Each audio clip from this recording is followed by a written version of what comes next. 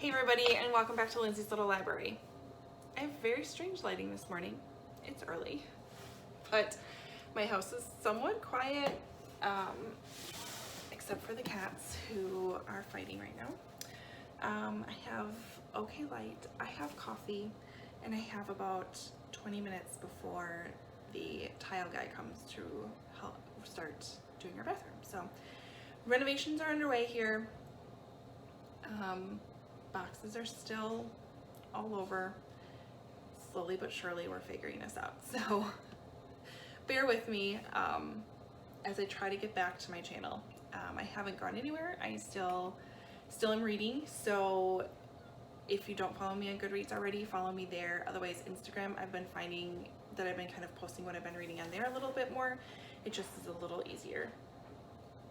But I'm definitely not gone. It's just taking a little bit longer for us to settle in here and get into more of a normal routine. So I do have a stack of books here that I have read. I don't know when the last time I did a wrap up, maybe May. So June and July. I don't know if this is all of them because I just happen to have some time and I wanted to do a quick video. So I didn't even look on my Goodreads to see if I'm missing any. But I thought I'd give you a kind of pseudo what I've been reading lately update. So we're gonna go with that. These are in no particular order other than they were in a stack. So we're just gonna start with the top. I don't know if I've talked about this one at all before or not. I may have, I may not have, I don't care. It was a fantastic book. Saving Meghan by DJ Palmer. This is a, how do I want to say it? Family drama-ish book. It follows Meghan and her mom, Becky, and we're dealing with Munchausen syndrome by proxy. So we're not sure if Meghan's really sick or if Becky is making her sick. And wow, do you go back and forth a number of times in this book trying to figure out which one it is. And I changed my mind, I don't know how many times, but it was a fabulous read. Really, really recommend it. Loved it. It came out in April of this year, so highly suggest pick it up.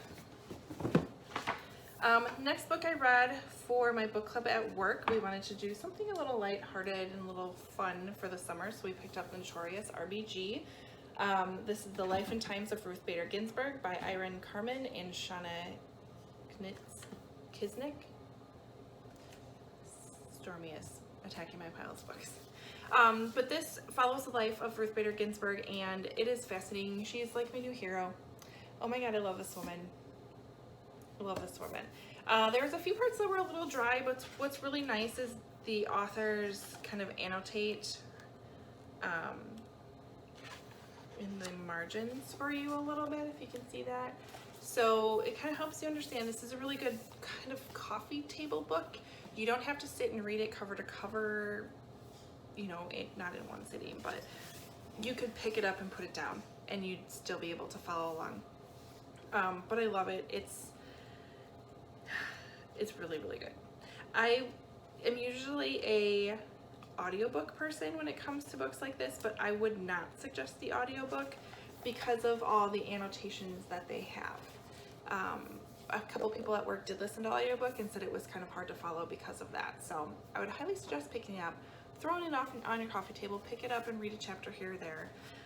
But it's super fun. And the best part of it all is the titles of the chapters are lyrics from the Notorious B.I.G.'s songs.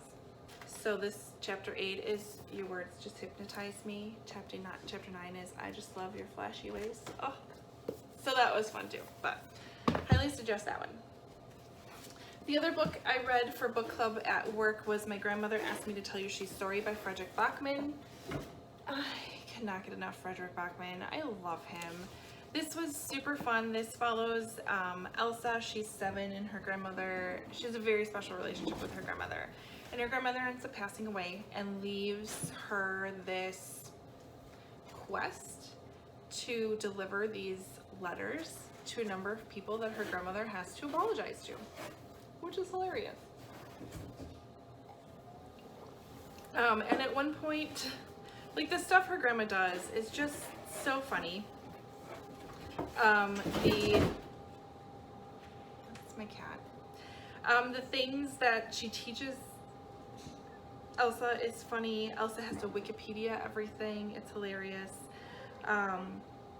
They talk about, oh my gosh, what she does with these yellow IKEA bags is funny. And Elsa tells her grandma, like, Grandma, you can't take the yellow bags from IKEA. And she's like, I'm borrowing them. I just haven't gotten them back yet. It was just, she was funny. But I highly recommend. So many good quotes and lines in that book. Oh my god, it's fabulous. I want to say I gave it probably 4 stars. There's kind of a story within a story here as well, so you hear about this fairy tale that Grandma would tell Elsa all the time, which I love books that have those little extra hidden stories within the stories, so it was fabulous.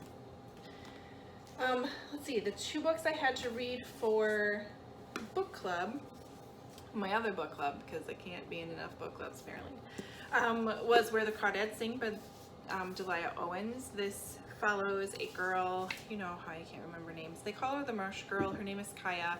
And she grows up in a very interesting family dynamic. She grows up in the marsh. They're pretty poor.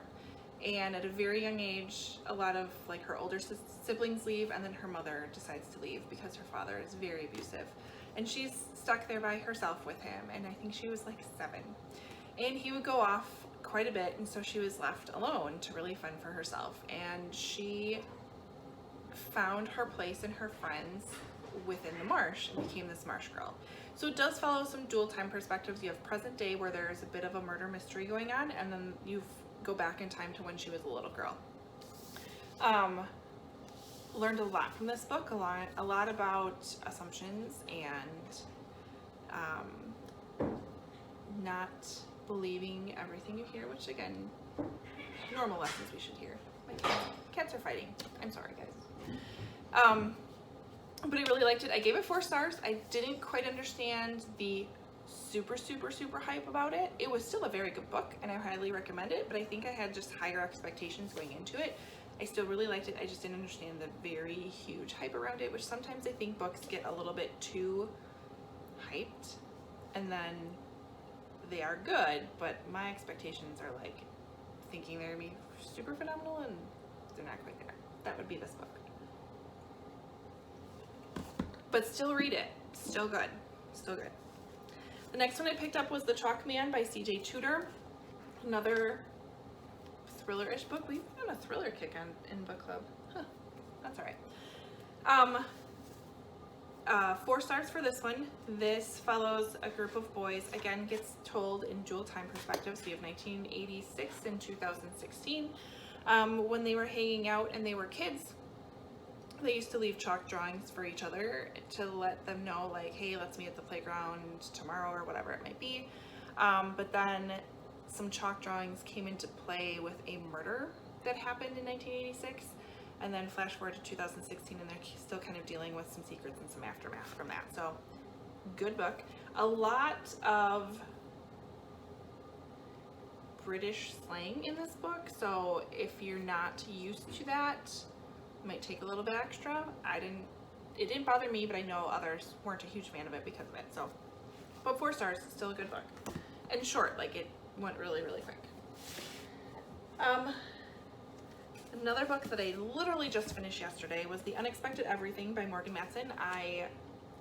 Buddy read this with Candace, which is super fun, and bless her heart, I fell way behind, and she was super patient with me, so I really appreciate it, Candace, thank you.